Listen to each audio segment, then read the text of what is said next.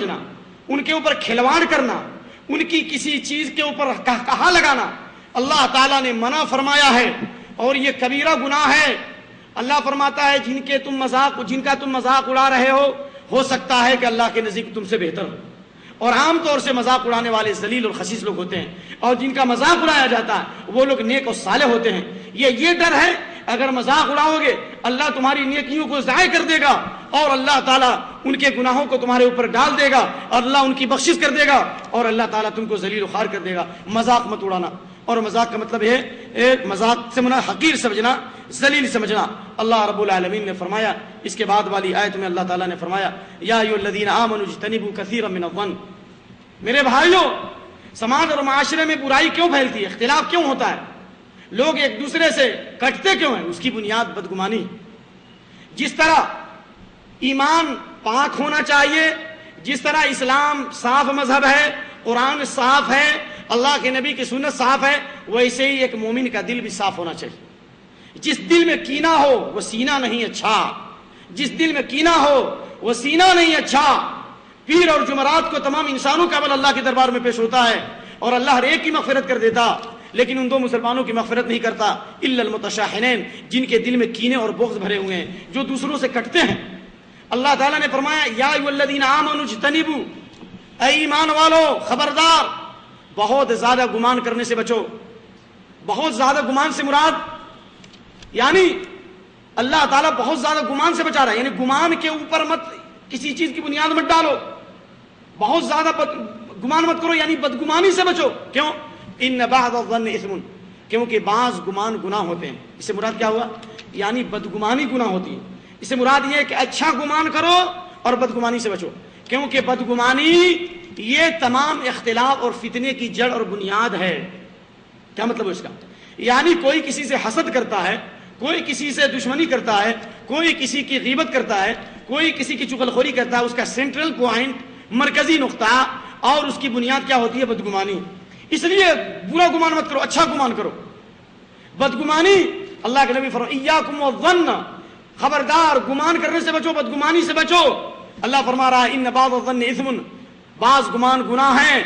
اس سے معلوم یہ ہوا کہ ایمان والوں کے ساتھ اچھا گمان کیا جائے، لیکن مفسرین اس آیت کی روشنی میں کہتے ہیں اگر کوئی برا آدمی ہے، کوئی شرابی ہے، کوئی زانی ہے، کوئی بہت بڑا فراڈ آدمی ہے، تو اس کے ساتھ بدگمانی کرنا جائز ہے، اس کے ساتھ بدگمانی کرنا جائز ہے۔ اس لیے کہ عبداللہ بن عمر فرماتے ہیں كنا اذا فقدنا الرجل في صلاة العشاء وفي صلاة الفجر اسانا به الظن، نبی کے زمانے میں جو آدمی فجر میں نہیں ہوتا تھا اور جو آدمی عشاء کی نماز میں نہیں ہوتا تھا، صحابہ اس کے ساتھ برا گمان رکھتے تھے۔ کیا رکھتے تھے؟ برا گمان رکھتے تھے۔ اللہ اکبر، یعنی اس کو مومن نہیں سمجھتے تھے۔ اس کا مطلب ہوا کہ ایمان والوں کے ساتھ اچھا گمان کرنا ہے، برا گمان نہیں کرنا۔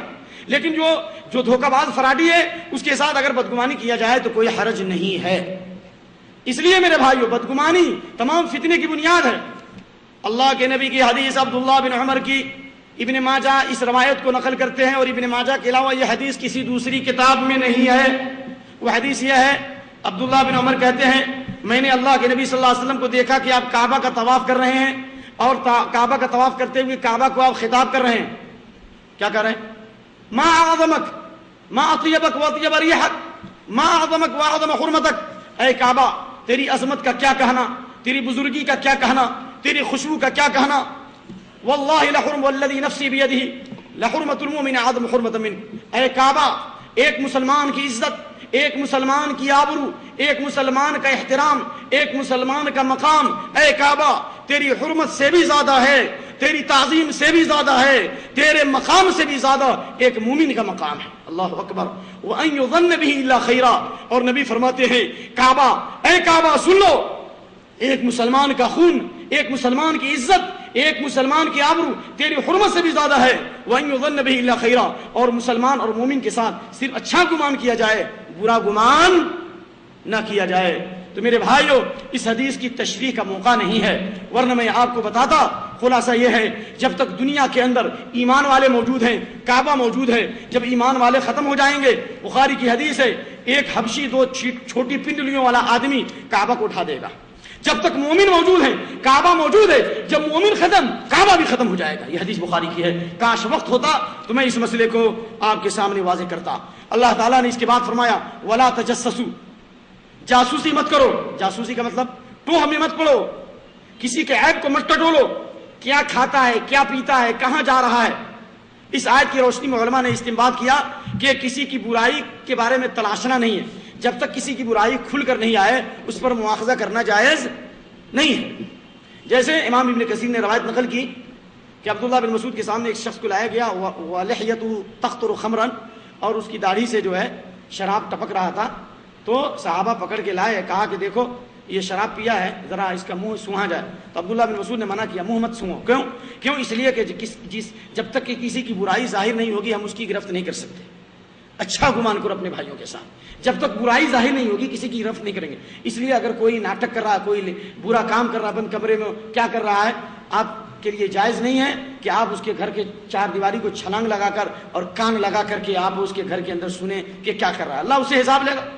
اور حضرت عمر رضی اللہ عنہ نے اپنے زمانے میں جو دیوار فلانگ کر کے جو ایک عورت کو دیکھا کہ ایک عورت جو ہے ناچ رہی ہے اور ایک آدمی شراب پی رہا ہے اور گانا گا رہی ہے، تو حضرت عمر نے جو گرفت کی تو اس نے حضرت عمر پہ گرفت کی کہ آپ نے 3 غلطی کی.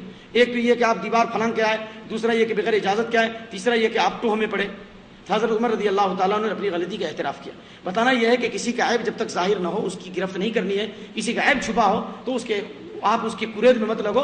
اللہ کے نبی فرماتے ہیں من ستر مسلما سترہ اللہ فی الدنیا والآخرہ، جو دنیا میں کسی کے عیب پہ پردہ ڈالے گا اللہ دنیا اور آخرت میں اس کے عیب پہ پردہ ڈالے گا. تو جاسوسی نہیں کرنا، کیا مطلب کسی کے چھپے ہوئے عیب کو ٹٹولنا نہیں، لیکن عیب ظاہر ہو جائے تو بیان کرنے میں کوئی حرج نہیں.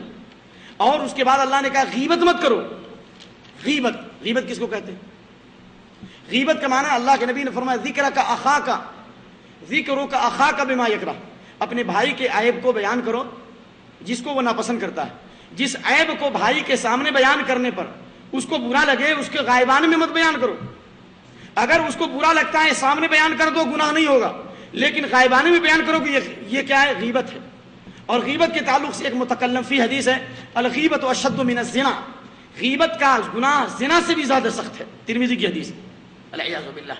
اور یہ غیبت اتنا بڑا گناہ ہے، اللہ کے نبی کریم صلی اللہ علیہ وآلہ وسلم نے فرمایا رأیت لیلۃ اسری بی، جس رات میں اللہ تعالیٰ نے مجھے معراج نصیب کرائی میں نے کچھ لوگوں کو دیکھا کہ اللہ کے نبی فرماتے ہیں لما عرج بی مررت بقوم لهم اظفار من نحاس، معراج کی رات میں میرا گزر ایسی قوم سے ہوا جن کے پاس پیتل کے بڑے بڑے ناخن ہیں، یخمشون وجوہهم صدورهم، اپنے چہرے کو ایسے نچوڑ رہے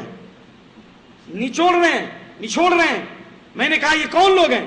تو جبریل علیہ السلام نے کہا ہؤلاء الذین یاکلون لحوم الناس، یہ وہ لوگ ہیں جو لوگوں کا گوشت کھاتے ہیں.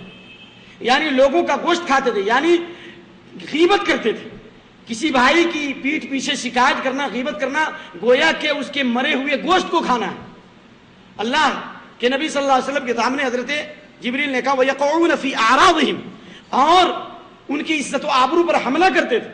اللہ نے کہا يُحِبُّ أَحَدُكُمْ أَن يَأْكُلَ لَحْمَ أَخِيهِ مَيْتًا فَكَرِهْتُمُوهُ، کیا تم چاہتے ہو کہ اپنے مرے ہوئے بھائی کے گوشت کو کھاؤ؟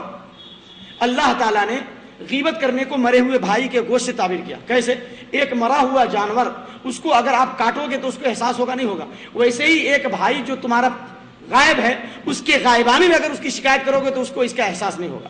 لیکن اللہ تعالیٰ نے کہا کہ جس طرح تم مرے ہوئے جانور کو نہیں کھا سکتے اسی طرح اپنے مرے ہوئے بھائی کے گوشت کو کیسے کھا سکتے؟ جب تم اس کو ناپسند کرتے ہو تو غیبت کو بھی ناپسند کرو، کیونکہ مردہ اپنے بھائی کی غیبت کرنا، اس کے عیب کو بیان کرنا گویا کہ اس کے مرے ہوئے گوشت کو کھانا ہے. اور انسان کا خون اور اس کا مال اور اس کی عزت و آبرو تو حرام ہے. اللہ تعالیٰ نے جان بچانے کے لیے خنزیر کے گوشت کو حلال کیا ہے، جان بچانے کے لیے انسانوں کے گوشت کو حلال نہیں کیا ہے. انسان کا گوشت کسی حال میں نہیں کھا سکتے. ان حرمت المیت کا حرمت حی، جس طرح ایک انسان دنیا میں قابل احترام ہے مرنے کی بعد بھی قابل احترام ہے. نبی نے تو یہاں تک احترام کیا کہ جو قبروں میں انسان مدفون ہیں ان کی ہڈیاں بوسیدہ ہو چکی ہیں اور ان کی ہڈیاں بالکل ختم ہو چکی ہیں، ان قبروں سے جوتا پہن کے مت جاؤ. جوتے اور چپل پہن کر جانا ممنوع ہے.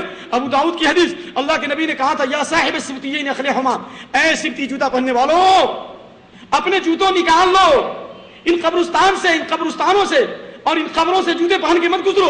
جس نبی نے قبروں سے گزرنے سے منع کیا، وہ اسلام کیسے اجازت دے سکتا ہے کسی کی پیٹھ پیچھے اس کی غیبت کرو اور اس کے مرے ہوئے گوشت کو کھاؤ؟ اس لیے